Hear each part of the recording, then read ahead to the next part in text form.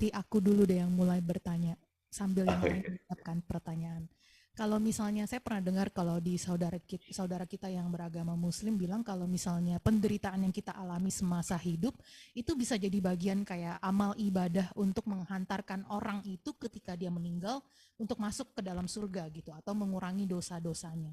Apakah bisa seperti itu, Romo? Ya. Jadi di dalam konsep Katolisitas tidak ada perbuatan yang demi pamrih gitu ya, nggak ada. Jadi tidak ada kita perbuatan nabung di surga, nggak ada.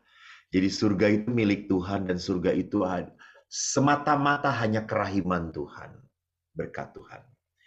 Tetapi oke, saya kontekskan dengan hari peringatan arwah orang beriman gitu ya. Jadi di dalam konteks gereja Katolik kita mendoakan orang-orang beriman, maka ada yang namanya api penyucian.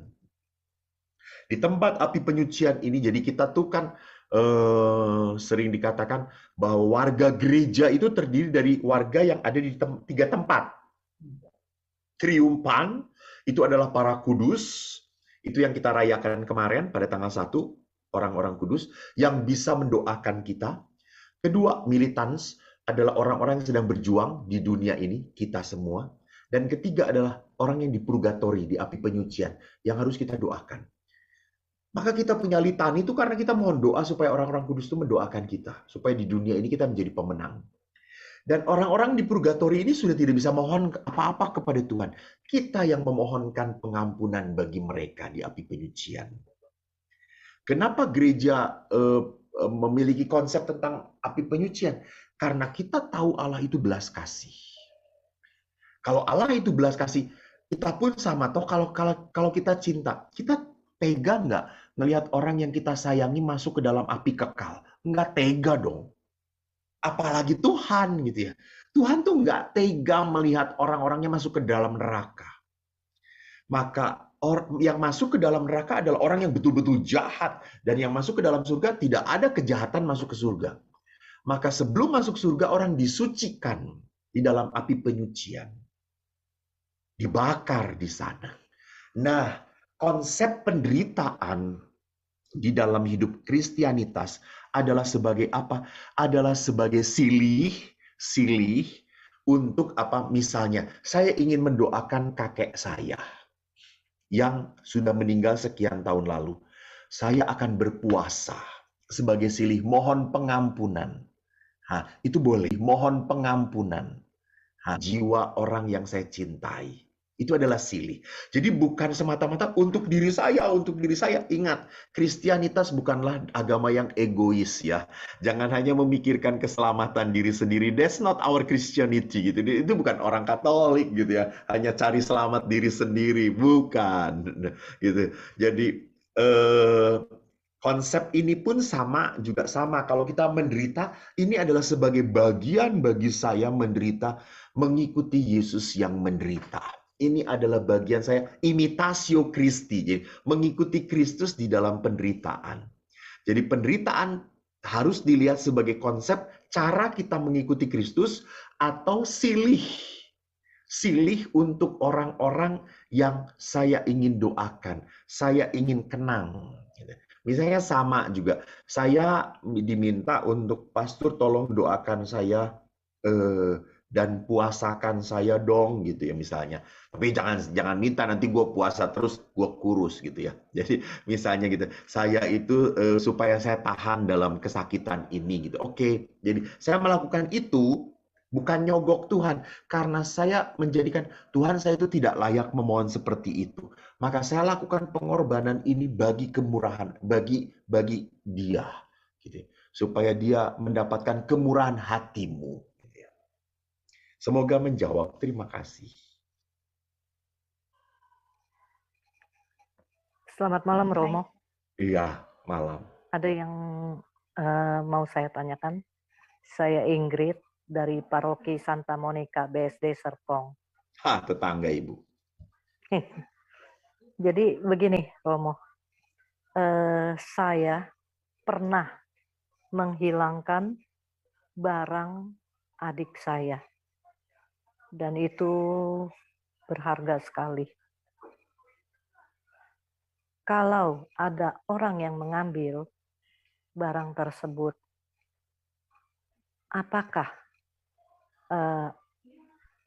jadi kalau dia mengambil barang itu, lalu saat-saat sekarang dia berbuat baik kepada siapapun, apakah dosanya itu akan dihilangkan? Jadi sekarang dia berbuat baik kepada semua orang. Lalu perbuatan dia yang kemarin, misalkan dia mengambil barang tersebut, apakah bisa dihilangkan begitu saja? Dengan kata lain, dimaafkan sama Tuhan, begitu, Romo. Ya. Terima kasih. Selama kita sebagai seorang Katolik, kita punya sakramen pengampunan, Bu. Jadi kalau dia tidak pernah masuk ke dalam sakramen pengampunan dan tidak mengakui dosanya dan kesalahannya dan mohon ampun serta menyesali, belum ada rahmat pengampunan dalam diri Tuhan. Kepada diri dia gitu ya. Jadi rahmat pengampunan itu di dalam gereja Katolik hanya terjadi di dalam sakramen rekonsiliasi.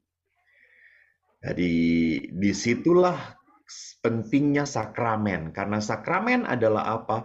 Adalah tempat Allah memberikan pengampunan, memberikan belas kasih. Kalau sakramen pengampunan ya gitu. Jadi dia harus sakramen pengampunan gitu. Tidak otomatis perbuatan-perbuatan baik dia adalah sebagai sebuah tanda ini oke, sebagai tanda penyesalan, oke, bisa gitu. Sebagai tanda penyesalan. Tetapi sebagai sebagai ungkapan bahwa dia menyesali, mengakui kesalahan dia di hadapan Tuhan. Karena kesalahan itu kan merusak relasi dia juga dengan Tuhan. Itu harus terjadi juga di dalam sakramen. Semoga menjawab, Ibu. Baik, terima kasih Ibu dan Romo untuk jawabannya. Ada seorang umat yang bertanya dari kolom chat, Romo. Agak panjang, saya bacakan ya.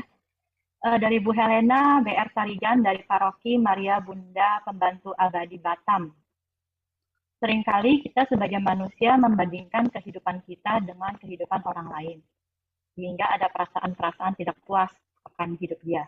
Seringkali menjadi bagian dari diri kita, terutama jika masalah yang sering dibandingkan adalah keberuntungan hidup orang lain, punya keluarga yang dari luar tampak bahagia, sedangkan keluarga kita berantakan, dan bahkan orang yang kita kasihi seperti salah satu orang tua kita meninggalkan kita ketika masih usia muda. Bagaimana cara mengatasi perasaan-perasaan membandingkan diri seperti itu? Terima kasih. Ya, jadi Ibu bertanya berarti sadar ya bahwa membandingkan itu tidak benar, tidak baik. Itu adalah sebuah tindakan sikap orang yang iri. Ini adalah karya setan, karya kuasa jahat. Jadi membandingkan itu adalah bukan karya kemurahan hati Tuhan, itu adalah karya kuasa jahat dalam diri kita. Maka bagaimana supaya kita tidak punya tendensi mengikuti gairah untuk membandingkan, mengikuti godaan untuk membanding-bandingkan. Pertama yang bisa saya lakukan adalah saya punya godaan yang sama seperti itu juga gitu ya. Karena saya anak pertama dan adik saya tidak terlalu jauh dengan saya jaraknya. Waktu saya kecil saya adalah pusat perhatian, lalu waktu adik saya datang perhatiannya pindah kepada adik saya. Apalagi dia lebih memuaskan bagi orang tua. Itu membuat saya punya rasa iri. Maka bagaimana saya mengatasinya? Pertama-tama adalah cobalah untuk selalu melihat hal-hal yang baik, hal-hal yang baik dalam kehidupan. Kalau kita bisa melihat hal-hal yang baik di dalam kehidupan kita, maka kita pun akhirnya menjadi orang yang mudah bersyukur. Gratitude. Gitu. Mudah sekali berterima kasih kepada Tuhan. Selalu awali hidup Anda dengan melihat hal-hal yang baik. Selalu mengawali doa pun dengan penuh harapan dan kepercayaan bahwa hari ini akan berlalu dengan baik dan saya tidak jatuh dalam dosa. Jadi kalau kita membiasakan untuk melihat hal yang baik, berkata-kata yang baik, maka apa yang terjadi? Kita akan menjadi orang yang selalu bersukacita di dalam Tuhan. Memang akhirnya seringkali pada saat kita mau melihat hal yang baik, selalu aja ada mengatakan, tapi kan dia jeleknya kayak gitu, tapi kan dia kan kayak gitu. Sadari, siapapun di dunia ini, kan tadi saya berkata tuh, hidup di dunia ini rapuh. Kita juga sama. Artinya kita pun punya kelemahan, dia punya kelemahan, sana punya kelemahan. Ya, punya gitu ya. Maka pada saat saya mencoba untuk menikmati apa yang saya miliki, saya syukuri, maka saya akhirnya bisa apa? Saya bisa mengatakan, Tuhan, anugerah terindah kami terima setiap saat dalam kehidupan. Maka saya mungkin ini karena dicetak sejak dulu kecil ya. Kan adik saya itu kan selalu kalau dapat ulangan nilainya 9 matematika, wah dia teriak-teriak sambil bawa-bawa, oh 9 ayah lihat 9 gitu ya. Eko itu beda. Eko itu dapat 6 aja. Oh 6, yes 6 gitu. Sampai ayah berkata, 6 aja senangnya kesetanan kayak gitu. Gitu ya. Loh, emang salah? Enggak toh, kata saya. 6 itu biasa aja. Enggak. 6 itu luar biasa, hebat, aku seneng kok gitu ya. Tuh lihat seperti adik kamu 9 baru seneng gitu ya. Enggak, aku suruh dapat angka 9 enggak bisa, kata saya itu. Susah, kata saya itu. 6 itu seneng, enggak, yang penting enggak merah gitu ya. Maka saya itu sekarang menjadi pastor, tugas dimanapun saya senang. Dikasih makan oleh umat, saya senang. Gak dikasih makan oleh umat, ya saya cari sendiri, saya buat sendiri gitu ya. Jadi di sini akhirnya orang bisa mudah sekali adjusting with your life gitu. Karena sudah terbiasa, sudah dibiasakan di dalam hidup kita gitu. Jadi di situ Bu, belajarlah untuk selalu melihat hal-hal yang indah di dalam keluarga Ibu. Dan setelah melihat hal yang indah, nikmati keindahan itu. Jadi kalau kita melihat anak kita, hal yang jeleknya terus, pasti kita ingin menghindari anak kita. Sama, kalau Anda hanya bisa melihat suami Anda, hal yang jeleknya dalam diri suami Anda, saya jamin malam ini juga suami Anda tendang gitu ya. Coba saya memberikan renungan, ayo kita lihat kejelekan suami kita gitu ya. Lalu kita yuk udah tambah jelek, tambah gendut, tambah sering ngorok, tambah sering mengeluh, susah diatur, ngomongnya keras-keras. Kita makin banyak hal yang jelek yang kita ingat-ingat, kita ingin menjauhi dia. Tapi di saat kita melihat hal-hal yang baik, kita bisa mensyukuri hidup bersama dia. Semoga menjawab. Terima kasih. Terima kasih banyak, Romo. Mungkin agak terkait dengan tema hari ini juga. Boleh mungkin di-share, Romo, tips-tips bagaimana memohon rahmat dari Tuhan ya, Romo, untuk memikul salib-salib kita. Perasaan membandingkan diri, atau itu kan dari perasaan kita sendiri ya, Romo ya. Karena sudut pandang dunia itu selalu fragile ya, selalu beda. Jadi bagaimana caranya kita memohon rahmat Tuhan supaya kita bisa menghadapi itu semua. Ya, kembali kepada kepada nilai-nilai iman Kristiani ya gitu. Semuanya kita harus kembali kepada nilai-nilai iman Kristiani. Apa nilai-nilai iman Kristiani? Nilai iman Kristiani apa yang dikatakan oleh Yesus. Apa yang paling utama dan pertama dalam hukum Taurat adalah kasihilah Tuhan Allahmu dengan segenap hatimu, dengan segenap pikiranmu, dengan segenap jiwamu, dan dengan segenap kekuatanmu. Jadi Allah harus menjadi nomor satu dalam hidup kita. Maka Ayub menjadikan Allah nomor satu, maka pada saat dia menderita, dia taburi abu. Dia duduk di atas abu. Karena dia akhirnya ingin berontak, ingin marah, tapi dia sadar, gue ini cuma abu kok gitu ya. Saya ini hidup karena Allah yang menghendaki saya hidup kok gitu ya. Kalau Allah ingin saya mati juga terjadilah malam ini juga, hari ini juga, saat ini juga gitu ya. Jadi ingat, pertama-tama Yesus mengatakan kasih yang pertama harus kepada Allah. Tidak pernah boleh ada Allah-Allah lain. Artinya apa? Tidak pernah boleh ada hal-hal yang lain yang membuat saya terikat, yang membuat saya akhirnya menjadikan mereka mamon, yang menyukacitakan saya.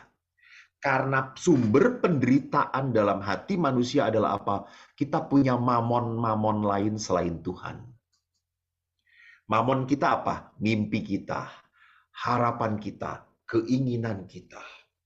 Saya tidak mau mengatakan bahwa kita tidak boleh punya mimpi, tidak punya harapan. Ya boleh, boleh aja gitu ya. Tetapi isi dong gitu. Kalau tidak tercapai, kalau ada sesuatu halangan, ya sudah, oke, gitu. Oke, cari yang lain. Saya selalu mengatakan kepada anak-anak SMA waktu saya memberi retret. Hi, children, don't forget, you must reach the star above. But don't forget, there's not only one star. There's so many stars above. Jadi apa yang saya mau katakan? Bahwa Allah itu adalah Allah yang amat sangat kompleks, Allah yang sangat amat kreatif gitu ya. Maka Yesus itu mengatakan apa? Sumber sukacita harus Allah semata-mata gitu ya. Bukan hal lain di luar Tuhan. Maka kalau kita kembalikan kepada dasar iman kita bahwa kasih kepada Allah adalah satu-satunya, maka kita sadar sukacita yang sungguh hanya ada di dalam Tuhan. Dan ingat, sebagai seorang Kristiani, sukacita di dalam Tuhan hanya akan menjadi sesuatu kebohongan kalau tidak dilakukan di dalam tindakan kasih kepada sesama. Jadi itu tipsnya. Jadi kalau tipsnya apa ya, kembalikan kepada hukum pertama dan utama di dalam perintah Allah gitu ya. Sehingga pada saat kita sadar bahwa hanya di dalam Tuhan hanya ada kasih sukacita yang sesungguhnya, ya kita tahu bahwa hal-hal yang menyenangkan di dunia ini semata-mata hanya menyenangkan, tidak membawa sukacita. Kita boleh menikmatinya, boleh sebagai sebagai saat di mana kerajaan Allah itu kan hadir di dunia kita gitu. Jadi kehadiran Allah di dalam dunia kita itu adalah ada sukacita, ada damai sejahtera gitu ya. Hanya makin lama kita tidak boleh hanya pada tataran biologis saja, tataran material aja. Enggak. Kalau kita menjadi orang yang sukacita di tataran material saja, itu dangkal. Akhirnya kita harus masuk ke dalam tataran kedamaian. Gitu. Bagaimana betapa sukacitanya seorang bapak kemarin ya. Waktu masa pandemi kita memberikan sumbangan kepada anak-anak di panti asuhan Bakti Asia atau mana gitu ya di dekat sini. Saya lupa lagi. Lalu pada saat saya Zoom dengan anak itu lalu tanya, bapaknya yang memberi itu menangis gitu ya. Menangis karena apa? Tuhan, terima kasih. Kalau akhirnya saya sebagai seorang bapak yang diberkati dengan anak-anak, yang diberi rejeki, dan saya boleh hadir untuk mereka, memberikan berkat untuk mereka.